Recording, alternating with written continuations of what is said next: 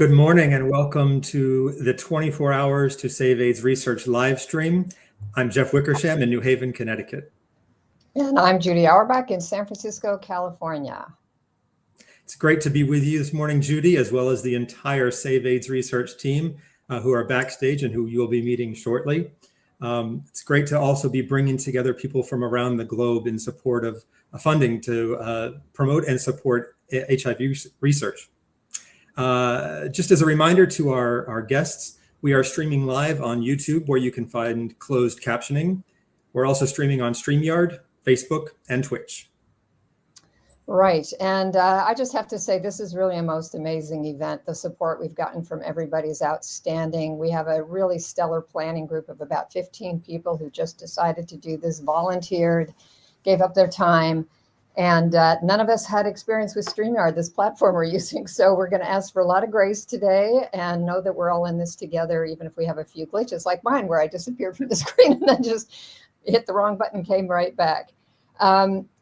So one of the other things I want to mention is that we just have a really, really diverse group of speakers, a lot of different disciplines and from a lot of different places around the world. So Jeff, why don't you say a little bit more about that, and then I'll come back. Yeah, Judy, we're going to be joined over the next 24 hours nonstop, so put on a pot of coffee, by over 70 scientists, clinicians, advocates, and community organizers in HIV work. And you can follow along the entire program, which we have which we have on our website, which you can see at the bottom of our stream there, saveaidsresearch.org/program. And we also want you all to participate. We wouldn't be anything without our participation from our viewers around the globe. To participate, head over to the live stream live chats. We'll be pulling up your questions from the chat during our Q&A sessions after our speakers present. So please do post your questions and comments. And we also have an entire backstage crew of live chat commenters who will be also engaging in the chat. Right. And in addition to our stellar planning group, we have over 40, they're still coming in, 40 organizations that have endorsed this event. So we're really grateful to them. Just to underscore that endorsement is a moral endorsement. We are doing all this without compensation and for free and not being paid by any of these organizations, but they're just lending their terrific support and have helped broadcast things. So I really want to shout out and thank you to all these organizations on behalf of all of us. As I mentioned, our program is really diverse by discipline, topic, region, and so on. And so whether you're interested in basic biomedical science or social science or behavioral science or implementation science or community experience, lived experience, and perspectives, you're going to get it all in this live stream. We have it all, and it's going to be a jam-packed 24 hours, but it's going to be a lot of fun. And I'm really looking forward to all of the fantastic talks that are coming up. And we also want to be encouraging our viewers to take action today in support of HIV research funding, which is critical to making discoveries that are improving the lives of people living with HIV, as well as preventing HIV. And on our website, head over to saveaidsresearch.org/act, where you can learn about the ways you could take action to support AIDS research funding. Yeah, and throughout the production, we're also going to have some short videos, maybe minute-long videos that some of you have sent in. Thank you very much for that. Also doing it very quickly and getting them uploaded. As we have time during the sessions, we'll show them, but they'll also be available on our website post-event. And I was thinking, Jeff, in a way, this is sort of an ideal conference. You know, a lot of us go to these scientific conferences, but A, it's free. B, you can multitask while you're watching or listening. And C, it's got a little bit of everything, and the speakers aren't going to talk more than 13-ish minutes. So it's sort of perfect in that regard. It's a perfect round-the-world conference without ever having to leave your home. Take us with you on your phone while you're cooking your breakfast, making your lunch, taking your dog on a walk. You can take us everywhere for the next 24 hours. Right. So I think we're ready. Did we forget anything that's important to say at the outset here? I think we covered it all. Shall we And if Launch we do our not, others will throughout the 24 hours. So we encourage you to watch as much or as little as you can. Keep it on in the background. Look for people you've never heard from before. It's really, really going to be fun. Shall we get started? Yes. Let's do it.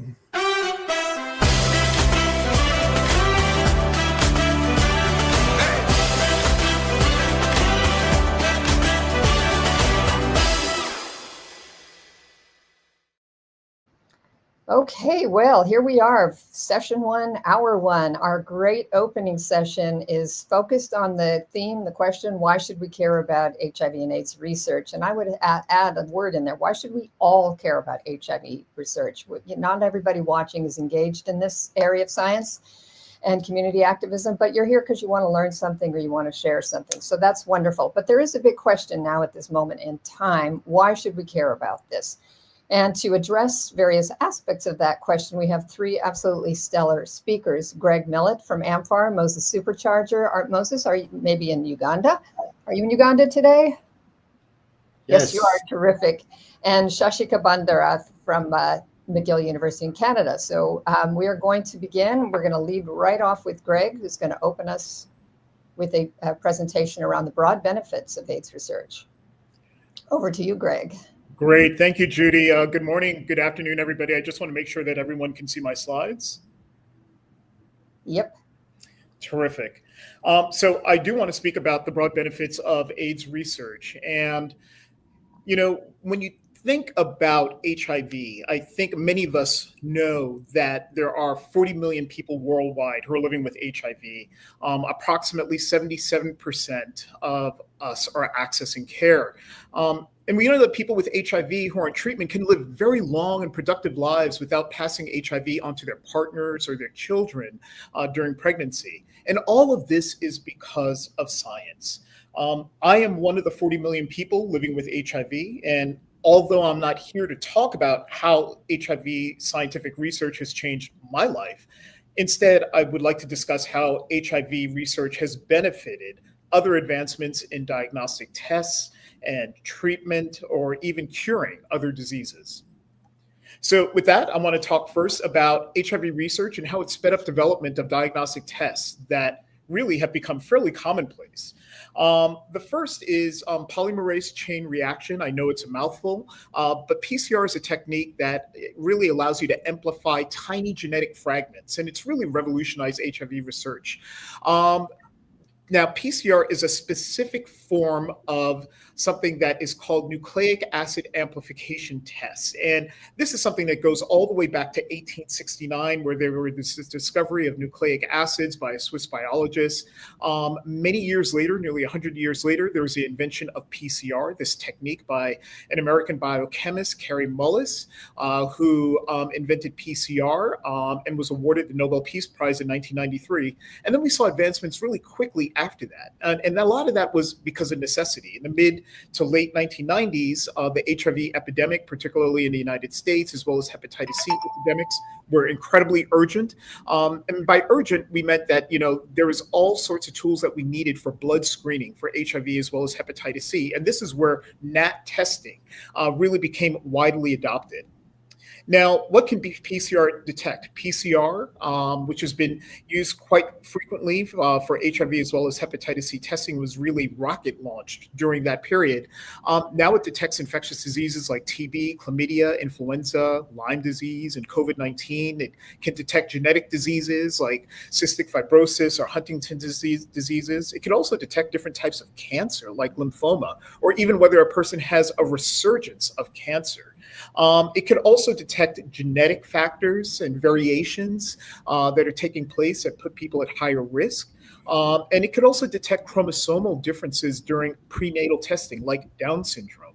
And then for those of you who are fans of Law and Order, you already know that PCR can be used for forensic labs to detect DNA that might be found at a crime scene. Now, how does HIV research interact with cancer treatment? Now, there are different ways that we see that interaction actually happening. The first is that HIV research significantly contributed to understanding T-cell exhaustion. during chronic infections and the role of PD-1 checkpoints. T cells are a type of white blood cell that are crucial to the body's immune system, and it helps us recognize a foreign substance and fight it.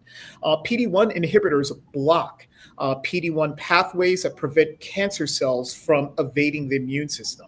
But before PD-1 inhibitors were used for cancer, they were used for HIV and chronic viral infections in HIV.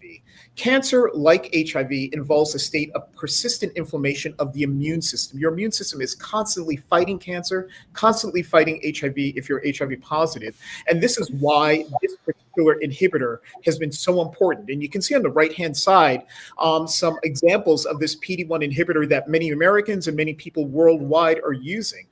In 2021, we know that there is nearly 500,000 prescriptions for these inhibitors that were filled through Medicaid in the United States, and it's for advanced melanoma, non-small cell lung cancer, as well as renal cell carcinoma. So PD-1 inhibitors, which were developed as part of HIV research, is benefiting quite a few people in the United States as well as elsewhere. There are also experimental HIV treatments that are a part of cancer treatment. And one of them is we see, CXCR4, which is a co-receptor that allows a cell to infect HIV, being used in lung cancer. It was originally used to block CXCR4 for HIV patients, and now we're seeing promising research for lung cancer. There's also growth factor hormones. These are natural body hormones that promote the activity of HIV. These same hormones also accelerate the growth and spread of cancer cells. And blocking these hormones was a strategy that was first used for HIV for Kaposi sarcoma, and is now being used for various cancers such as bladder cancer, vulvar cancer, breast cancers, and some actual success that we're seeing in treating colon cancer. So some of these experimental treatments that were first started in HIV are now being used fairly broadly for cancers. Some of the successes that we've seen the most from HIV research in cancer has been actually cures for specific types of cancer, and particularly leukemia. Back in 2012, there's a young girl, Emily Whitehead, who was 7 years old with acute leukemia and wasn't responding very well at all to conventional treatments, and honestly was on the brink of death. She was given an experimental treatment using an anti-cancer gene that could only be delivered to her cells using an inactivated lentivirus. That's a type of retrovirus that's derived from HIV. Within weeks of that treatment, she was in remission, and she remains cancer-free today, 13 years later. This is her. She was speaking on CNN recently about the importance of cancer research, and she's now a sophomore at the University of Pennsylvania. What she said is that without the funding that created CAR T-cell therapy, I would not be here today. And a lot of the other kids where CAR T was their last option would also not be here. She is a part of this fight to make sure that we understand how important research is, and more importantly, how important HIV research is in curing people like her from her cancer. The other ways that we see HIV that's lifting all boats for other diseases, that we actually see HIV medications that are used to treat other conditions. The first that we see is HIV drugs that are associated with reducing the probability of developing Alzheimer's. This is from a study that was released a year and a half ago, and they were looking at a certain type of HIV medication called nucleoside reverse transcriptase inhibitor, or NRTIs. These are, again, mouthfuls, but finding that they can offer protection against Alzheimer's disease. And what they did is they did a retrospective study. A retrospective study is looking at existing databases that are available. These were data sets from large health insurance companies, where they went back and looked at those data sets and found a significant decrease in the risk of developing Alzheimer's if people were on an NRTI, one of these HIV drugs. So now what they're trying to do moving forward is to see if they can develop stronger studies to understand this relationship. And these would be prospective studies where you are evaluating people in real time and looking if they develop Alzheimer's or not, if they're in an NRTI, as well as within a randomized clinical trial that could help confirm some of these effects. Now, why is this important? It's important because there would be a huge impact here Alzheimer's cases in the United States are projected to nearly double from 7 million to 13 million by 2050, with the annual care cost potentially soaring from 360 billion to almost 1 trillion. Now, this is why it's important for us to take a look at some of these drugs that might prevent Alzheimer's that are right here and for the taking that have already been developed for HIV research. And just last week in the New York Times, there was a report of another HIV medication that was developed in the 2000s that was developed to try and fight drug resistance for older medications for HIV. It's called Maraviroc. And a recent study found that Maraviroc boosts neuroplasticity in the brain. Usually if there's a brain injury like a stroke, there's very little that people thought would be able to happen for the brain to be re-stimulated and to regain some of the functions that you might have lost. They found in studies using Maraviroc, this HIV drug, that people were gaining back some functioning that they had previous to their strokes. Previously, there was little that could be done to regenerate lost brain function. HIV medications are actually changing that. So that's some other way that we're seeing HIV medications that are helpful globally and for other diseases. Another disease that is also extremely benefited by HIV medications is hepatitis B. Now, hepatitis B affects 880,000 people globally who are living with it, chronic infection, as well as people here in the United States who are also affected by hepatitis B. So 880,000 people here in the US, 250 million worldwide. Unfortunately, 90% of these chronic infections for HBV are due to mother-to-child transmission, and more than 90% of those people who get HBV while in the womb develop chronic HBV infection. They're also the highest proportion of these annual deaths that we see from HBV, about 700,000 deaths due to cirrhosis, hepatocellular carcinoma, as well as liver disease. Now, where HIV comes in is that there are 3 HIV drugs that have been developed to actually treat HBV. These are lamivudine, tenofovir, as well as entecavir. There's also another antiviral drug that failed as an HIV treatment called adefovir that can suppress HBV at much lower dosages and can be approved for the treatment of chronic HBV. So, these HIV drugs are really doing wonders in the field of hepatitis B. They first are able to treat chronic hepatitis B and provide long-term viral suppression for those individuals and improve their liver health. Second, it prevents mother-to-child transmission of HBV when you're able to use these drugs that were developed for HIV. They also prevent HBV reactivation. Sometimes you can see HBV reactivating in patients who are being treated with HIV. These are patients who have HIV as well as hepatitis B. And if they're able to use these drugs, it prevents HBV reactivation. You can also manage resistance. There are some drugs that have been resistant for patients who are using drugs to manage their HBV, such as lamivudine. And because there are several different drugs that are available that are in the HIV field that are successful at managing hepatitis B, you can go from one to another. And tenofovir has been one that has been extremely successful. We also see HIV research and the development of a cure for hepatitis C. And this is something that's key. There's approximately 50 million people who have hepatitis C globally, 3 million here in the United States. And the annual rate of acute hepatitis C actually tripled here in the United States between 2009 and 2018.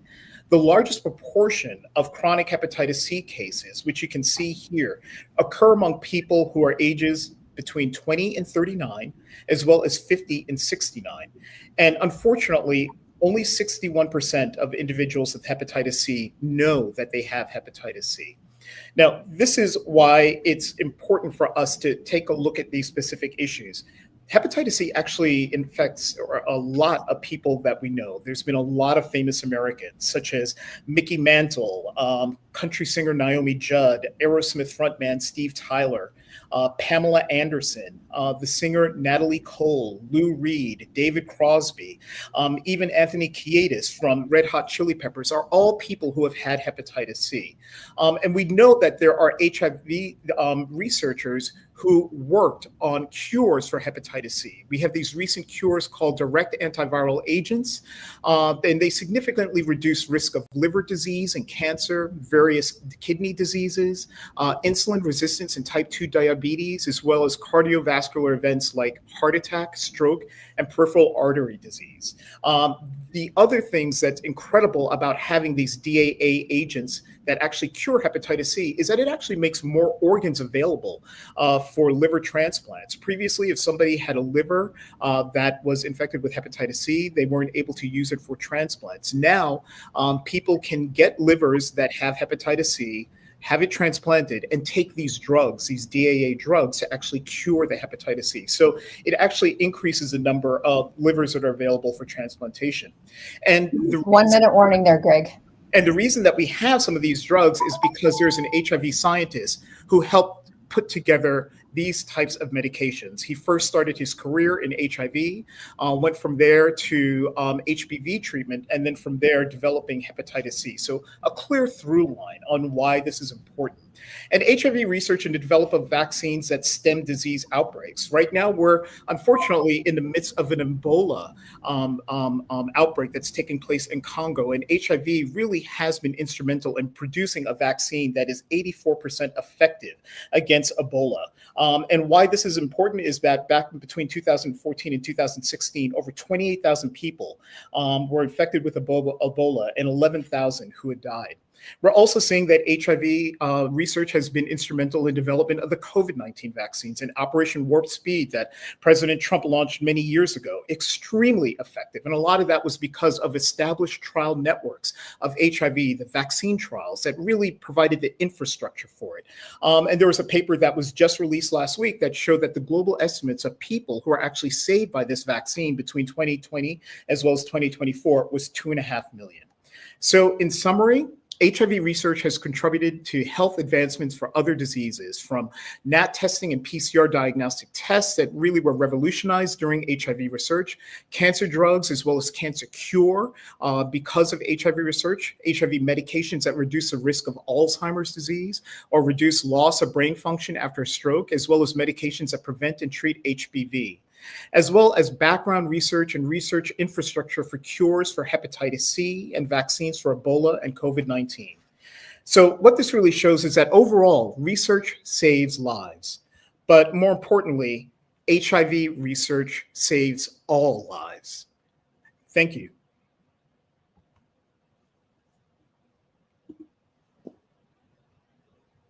Thank you so much, Greg. Can you all hear me? This is our first session, so we're going to have to just make sure everything works. That was fantastic. Really, really terrific. I know you don't have a whole lot of time, but perhaps we can take a question or two from the audience, the chat. Is there anybody queued up? I think everybody's busy saying hello to each other in the chat. That's fine. Oh, here we go. Here's comments. This is great. You can all see these, right? Greg, you're blowing minds. Amazing amount of information. That's wonderful. Living proof. We have a number of people on this live stream, and those of us who love everybody who have the same claim. Okay. That explains things, Jim. All righty. Well, thank you again, Greg. I know you have to scoot in a little bit, but why don't we go ahead and introduce our next presenter, who is the fabulous Moses Supercharger from Uganda, an artist, a singer, a writer, an activist, a filmmaker, and everything, a Renaissance person. So Moses, over to you. Thank you so much, Judy. Dear global champions of good life, allow me to begin by thanking all the folks who put up this amazing idea of Save AIDS research.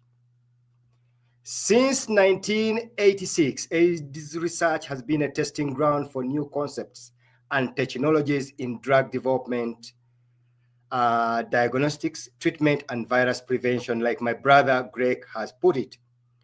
Drugs developed to combat HIV and to treat AIDS have helped improve and prolong the lives of countless people worldwide. I know you will all agree with me that the discoveries made in one area of AIDS research often benefit other studies in the prevention and treatment of various human diseases. I'm called Moses Supercharger, a Ugandan artist, person openly and positively living with HIV since 1994. I must admit the fact that the 3 decades of my treatment is just enough to explain the importance of AIDS research. Without AIDS research, I would be deep underground with no light and direction. Cocktail. In 1994, when I was first diagnosed with HIV, there was no single pill to treat the virus in me. Millions of fellow folks in Africa died thanks to the power of AIDS research, which discovered the magic drugs to derail the terrific throw of the virus in us. I always remember in 1998 when I was given 14 pills every day, 1 pill every hour before going to bed. It was a hell of life. Toxicity and vivid external side effects, thanks to the AIDS research, which discovered the better drugs. Protease. The year 2000, I was put on the first protease inhibitor combined with 2 NRRTs. And the learned folks call that intervention HAT, highly active antiretroviral therapy. This intervention was much better than the improvised cocktail I was taking before, but it also had huge issues, as I was only taking this drug when I was close to a restroom, call it washroom. Why? Because this drug came with strong diarrhea you can ever imagine.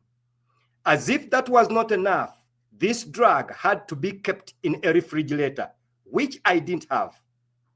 Even the few folks in Africa who had refrigerators in their home had issues with the power, which is always on and off in my country. Many folks failed to manage this drug.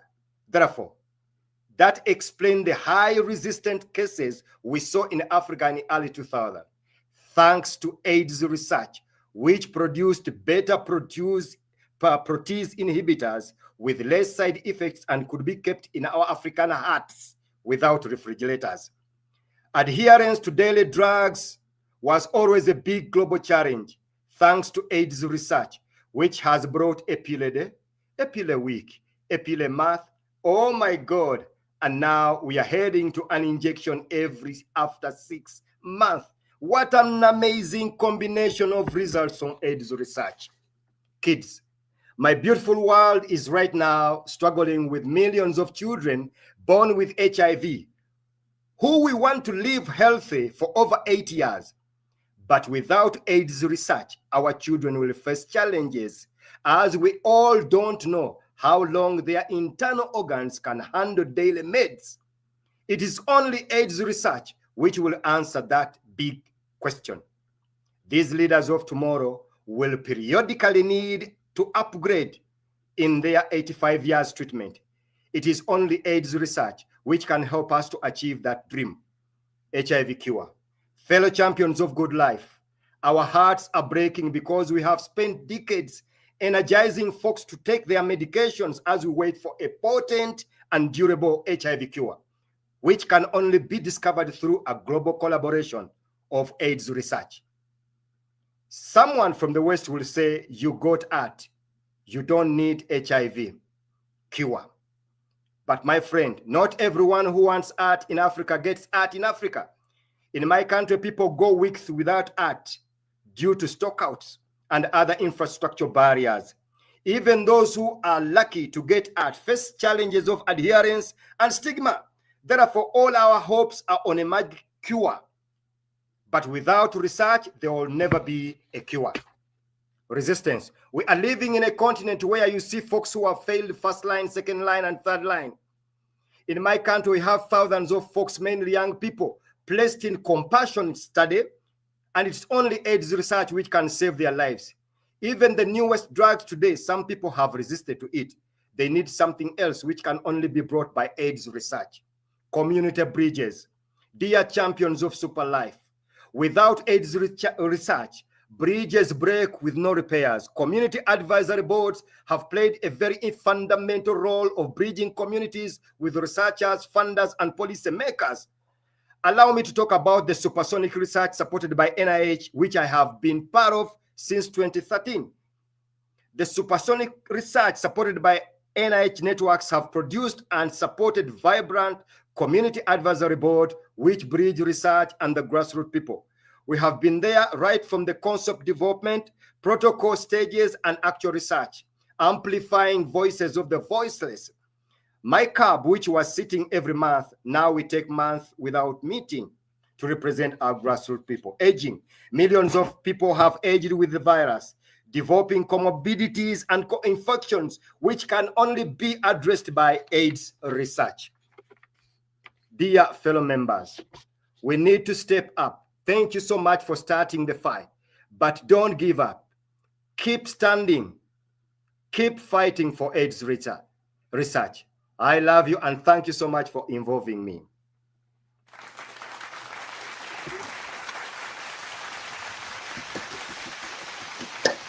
Well, we love you too, Moses Supercharger. It's always a delight to see you. And thank you so much for being available at whatever time of day and night it is for you.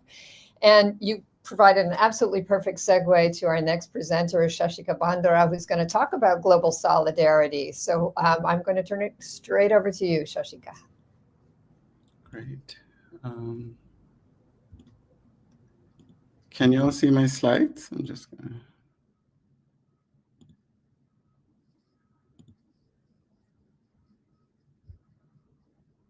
We can see them now. Oh, perfect. Hi, everybody. I'm Shashika. I'm joining you all from McGill University in Montreal. I'm very grateful to Greg and Moses for their courage and leadership in this fight. I come from a policy and governance background, and I could not tell you how important HIV research is to lift our governance and policies in this world. I'm going to start with key messages. So kind of conclusions first kind of vibe. Three key messages I want to highlight. First is that HIV/AIDS research funding from the US has built communities to deliver key public health victories across the world, across health sectors. Greg mentioned this, and Moses really stressed on the ability to build communities and how HIV research has brought together many, many communities to push the public health victories in this world forward. The second is that I want to highlight a lot of the exemplary leaders in global health, including many of these in the call, has come to the forefront with the support of HIV research funding. And they have helped us to combat many of the key challenges that we are facing in the world today. And we should not stop here, right? We should continue and contribute and build towards strengthening future leaders as well. The third, building on the above 2 points, I want to highlight that supporting HIV/AIDS research will be, and we need this, instrumental for us to be prepared for future global health threats. So let me quickly dive into some of these points. The first, I don't mean to be a Debbie Downer, but I just want to highlight that we are immersed in a polycrisis. And we all know this if we follow the news. So there are inequities in this world, and infectious disease are a threat. And as Greg mentioned, HIV/AIDS is part of this polycrisis, but also funding HIV/AIDS research is a solution to this polycrisis. So about 40 million have lived with HIV/AIDS in 2024, 1.3 million new infections in 2024. The second fact I want to highlight is that we have been, and we can do something about it. That is why all of us are here. HIV/AIDS research funding from the US has pushed public health research forward and has allowed us to think about a future that is better for all of us. So to give you a quick statistic, from 1996 to 2024, 61% reduction in HIV infections, from 3.4 million to 1.3 million. And we have ways to go, but think about the impact we have had in this world so far by funding HIV/AIDS research. And as a person who looks at policy and governance, I also want to highlight this is not just about treatment and care. This is not just about testing and prevention. It's also about strengthening health systems, improving socioeconomic conditions. So HIV/AIDS research funding has helped us lift the flow for the improving living conditions and improving well-being of communities across the world. And if you're a policymaker or a future policymaker or an advocate listening in, as we all know, I just want to highlight that the money we save by preventing diseases, by strengthening health systems, by improving socioeconomic conditions, is money that we can invest back into our society. So we have come together in the past to achieve this goal, and I believe that we can keep going by supporting HIV/AIDS research. And the third thing I think perhaps is really important for our future is to recognize that HIV/AIDS research funding has helped us key leaders in global health. Madhu Pai, who is the head of the Department of Public Health here, wrote a powerful piece in the Forbes, I think last month, about how the Fogarty Center of NIH supported his career. But he also brought out how HIV/AIDS research funding and how research funding has supported many other leaders, including leaders at WHO, including leaders at your own university, including leaders in the US government, to help build a better world. And my understanding and suggestion is that we should not stop here. We have to invest our future generations, and funding HIV/AIDS research is the key to do that. And by funding in HIV/AIDS research, as I kept mentioning, it's an investment in our future to be prepared for the challenges that are ahead of us and the challenges that we are faced with right now. With that, I want to end by saying, as someone who looks at community policy and governance, HIV/AIDS research community has embodied solidarity in their collaborations and partnerships, both nationally and globally. Just the two speakers who spoke before me exemplified this so much in such a strong way. So our solidarity now as a community can help build a better future for all. Thank you, everybody.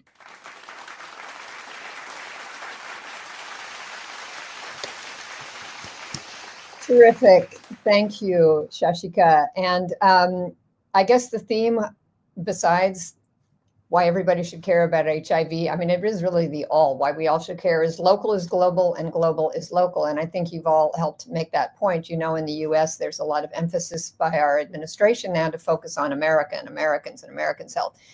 But a big part of what we're trying to convey throughout today is that everybody is connected, and HIV and AIDS research done in and by Americans also influences people around the world. And the same is true for research and activism done around the world, very much affects Americans, particularly in HIV, but also in global health generally, as you've just mentioned. What I'd like to do is give the three of you, while Greg is still with us, an opportunity to ask each other anything, if you'd like, and then we'll see what we get from the chat. Or to make an additional comment quickly, if you'd like. We have a little bit of time. You just have to unmute yourself.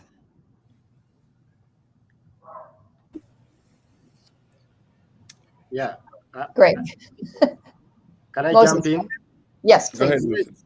Now, something really that makes me proud of AIDS research. When I was diagnosed in 1994, I was told I will never have children. I was told I will never have good sex life. But thanks to the AIDS research, because of AIDS research, I can have good life. I've had 3 beautiful children, and everything is cool. So I just wanted to emphasize that, and I forgot to put it in my presentation, that with AIDS research, we can be undetectable and protect our partners, have beautiful babies, have good life generally. Yeah. Well, thank you for saying that. I just want to add a sort of technical comment to that as we're speaking and chat comes up, it may obliterate our pictures a little bit, but we don't care because it's not about us. It's really about your voices as well. So carry on. Thank you for that comment, Moses. Thank you, Judy. I just wanted to amplify as well Shashika's message about how HIV research is really not just about diagnostics. It's not just about treatment. It's really not just about prevention. It's about the quality of life. I mean, exactly what Moses was talking about just now, the quality of life for individuals who are affected by HIV. but also just as important, economies in different parts of the world. When HIV was devastating parts of sub-Saharan Africa, we also saw that the economies were affected because people were not able to work. PEPFAR, almost single-handedly helped to bring back many of these economies, and we know the importance of that.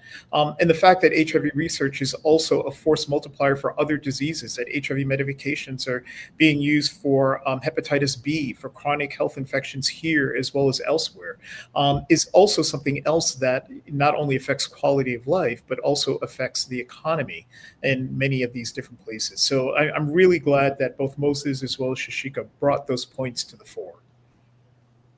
Great, thank you. One thing I'm going to quickly ask all of you is we've had a lot of emphasis so far on treatment, and Moses even mentioned cure.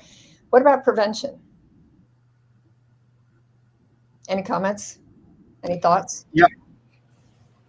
Shashika, you wanna go on first? Sure. I think what we have learned over time by addressing HIV/AIDS research and other researchers is that strengthening our systems is essential for prevention. And HIV/AIDS biomedical research has directly contributed to prevention as well. But I think something we should consider is that the impact it has by investing in strengthening health systems. And like Greg mentioned, like Moses mentioned, living our best life comes with, lifting this sort of the floor to help people access care and live their better life. So for me, one of the biggest things is how HIV/AIDS research has sort of invested across the board to improve lives of others. And this includes prevention, recognizing prevention as a key factor. And I want to say, we have galvanized the community. We have come together, recognized this as a threat, and we have galvanized the community to come and speak about this, not just at this session, but even before. And this is a spirit that is hard to kind of gather. And my hope is that in terms of policy change, in terms of biomedical research too, for prevention and cure, we have to keep this going. And I look to HIV/AIDS research community for inspiration for that as well. And Judy, I'm really happy that you mentioned prevention. I think it's clear that preventing disease is far more cost effective than actually people who have a particular disease. And, some of the things that I highlighted from HIV medications that actually prevent mother-to-child transmission of hepatitis B, especially when you see the astounding numbers of hepatitis B chronic infections across the world, and most of that from mother-to-child transmission. The fact that we can prevent it because of HIV research and HIV medication is huge. The same thing when we take a look at, tenofovir and the use of tenofovir for preventing infections as well for HIV, but also can be used as well for hepatitis B, incredibly important. And then Maraviroc, as I had mentioned, another HIV drug that actually now could actually prevent Alzheimer's is something that's huge. Treatment for Alzheimer's is incredibly expensive. And if we're able to prevent it using the benefits of HIV research, then I think that that's something that lifts all boats. Something I also want to jump in for is the theme of choice. We have good prevention tools, but we still see new infections. We still see new infections every year, which means something is lacking, and that's a vaccine.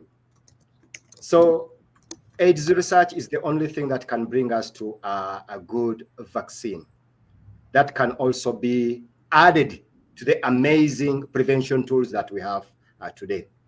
If you stop funding it, you will never have an HIV vaccine. Sure. That's right. And we're going to have some excellent presentations on this 24-hour live stream around vaccines, around basic science and the actual science of vaccines, and also on uptake and both hesitancy and confidence about vaccines. So that's super important. I think the other thing I'd say, and I trust you probably all agree with this, is that our community historically has been a little bit problematic in counterpoising, pitting against each other, treatment versus prevention, or treatment versus prevention versus cure. And I think we all have to commit constantly to all of the above, all of the time, that we're not in our own community is going to be dividing these. But when funding is short, that tends to happen. And so I think the solidarity message cuts across people, places, themes, topics, and approaches here. All right. Have we got any other questions from the audience, from the chat or comments? I'm trusting everybody can see these as they flash across the screen, right? Right. So Peter Rice is asking about, thank you for joining. I don't know if you're in the Netherlands, but it's great to see you or hear you, how we can message this broad based benefits, cross-cutting benefits of HIV research to other areas of health. How can best be shared, that message be best shared with the general public? Greg, do you have any ideas about that? I know amfAR has been trying to do that for decades. Yeah, absolutely. I mean, that, well, part of it is what we're doing here right now, which is not just speaking to each other, but also speaking with the general public as much as possible about the benefits of HIV research. The other ways that we can actually message it is to use people who have benefited from HIV research, people who've been cured of leukemia, people who are born negative from hepatitis B because of HIV medications, Alzheimer's patients who are fighting back after a disability where amfAR is helping them. So actually using those first-person voices, I think, is something that's also helpful. I think the other thing is that, as we live in a society that is dominated by media, and particularly fast-saving media and social media, that if there's, different ways that we can provide nuggets of some of the information that all of us have shared, that's digestible, something that's approachable, something that people can immediately understand, then that's another way to be able to share some of this information, or at least provide an entree where you can have that discussion with people.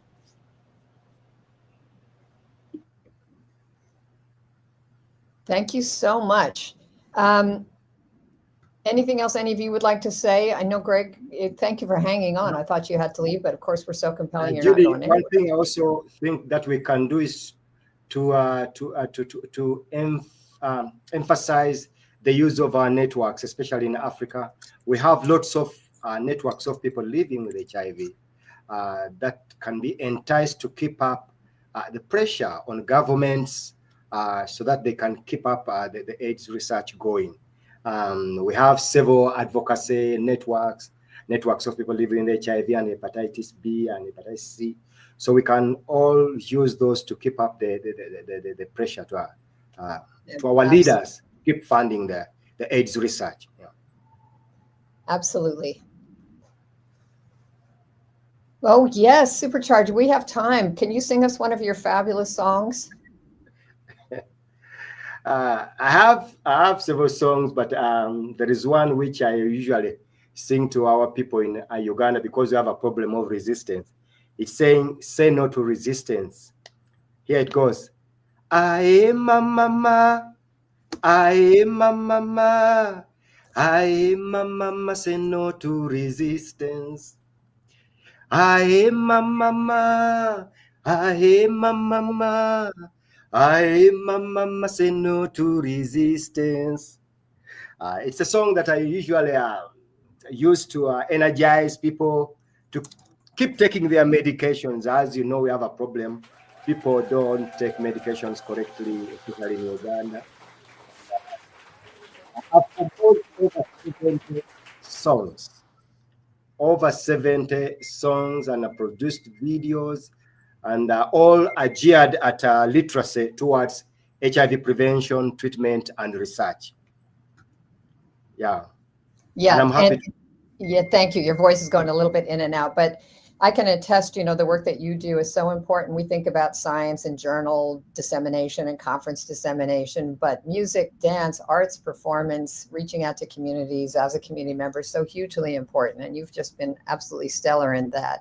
And I like the resistance choice for your song because it has many meanings about, the biology of resistance to HIV medications, but also we're all, in the resistance right now. So that was a great choice. Okay, a couple more minutes before we're going to close out this session. We actually have a few minutes. So any other comments? I've seen a comment down. Yeah. There's a comment down. Yeah. So talking about media, disastrous here, lack of media sensitivity, often misguided the public and society, yet no sensitization workshop for them. good point. Do we have others? Oh, and about pharma, which has a duty to support research and give back to the community. And here's another regarding accessible media. There was a really excellent Radio Lab, excellent, awesome podcast episode recently talking about the impact of basic science research in the face of its erasure.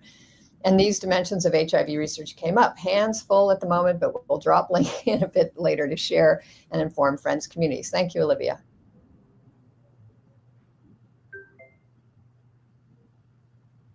Okie dokie.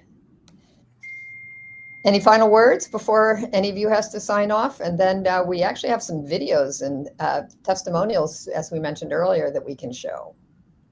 Perfect. I just want to add that because this is about money, the more we invest in HIV/AIDS research funding, as I mentioned before, is money that we can save to prevent and invest back into our society.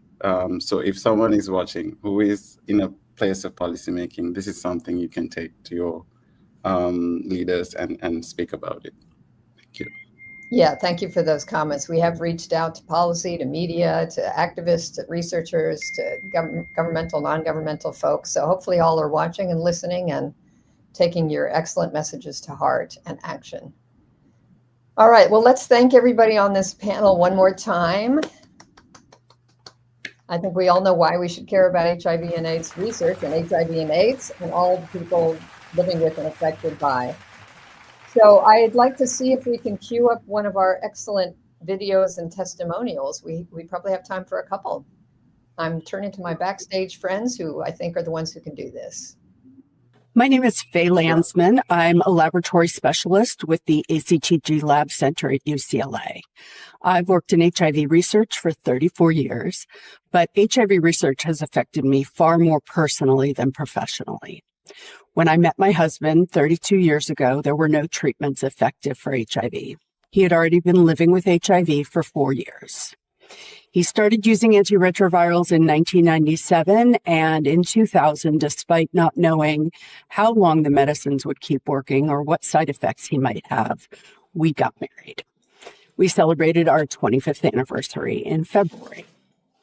The early 1990s were awful. I lost so many friends. I never dreamed I would have him for so long, and I am so grateful to all of my colleagues who have dedicated their careers and their lives to making my life possible.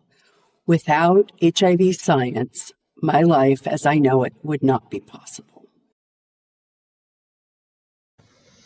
Well, Faye, I've seen that video 3, 4, 5 times now, and it gets me every time. It's so beautiful. Wow. You also know Faye is one of the stellar people on the planning group for this. She's often in the background today, but we thank you, Faye, for making the testimonial, and I'm so happy for you and your husband and your life.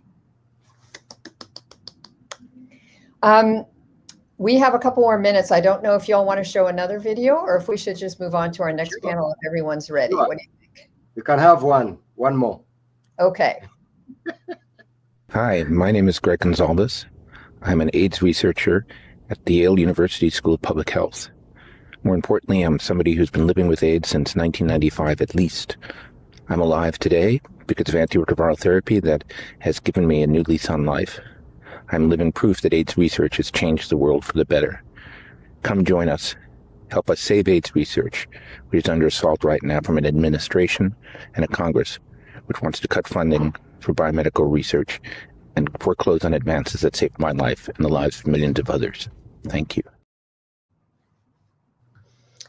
Fantastic. Wow. Greg is another instigator of this event, as you probably know, one of the masterminds behind it. And, you know, sometimes what also happens in our world is we divide researchers and community. And that is, to me, an absolutely false distinction. We're all members of the community and we all have something to say that's valuable for research.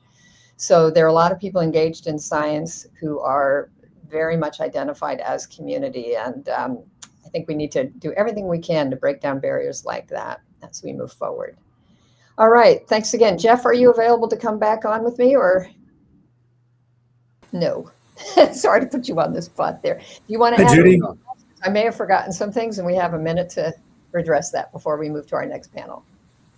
What a fantastic start to the live stream. Beautiful stories. Thank you, Shashika, Moses, and Greg for those fantastic stories. I was really struck by, Greg highlighting the benefits of HIV research that go well beyond the work around HIV/AIDS, like the use of tenofovir and hepatitis B, and even Maraviroc, for the treatment of prevention of Alzheimer's. So there's really some incredible advances in public health and medicine broadly that come out of HIV science, which is, I really appreciate hearing about those stories. Excellent. Thank you for that. I guess we are ready now to give a final thanks to our panelists, to Greg, who had to scoot, to Moses Supercharger, and to Shashika Bandara. Thank you so much. This is really, by all the comments we can tell, everybody thinks this is a fabulous start to our 24 hours. I hope we can keep up the energy for the next 23. So thanks, everybody. And now we can move on. Jeff, do we show another video before we scoot to our next panel, who I think are getting all lined up? We certainly could. We could also quickly remind our viewers about call to action. Oh, sorry. Yes. Most important. No. So want to remind our viewers to head over to our website, saveaidsresearch.org/act, where you can find information about how to reach out to, if you're in the US, reach out to your elected representatives and tell them that you support funding for HIV research. You can also find other ways you can act to advocate and support this important public health and biomedical research that floats all boats, that helps all lives. Great, thank you. Okay. Stay active, stay informed.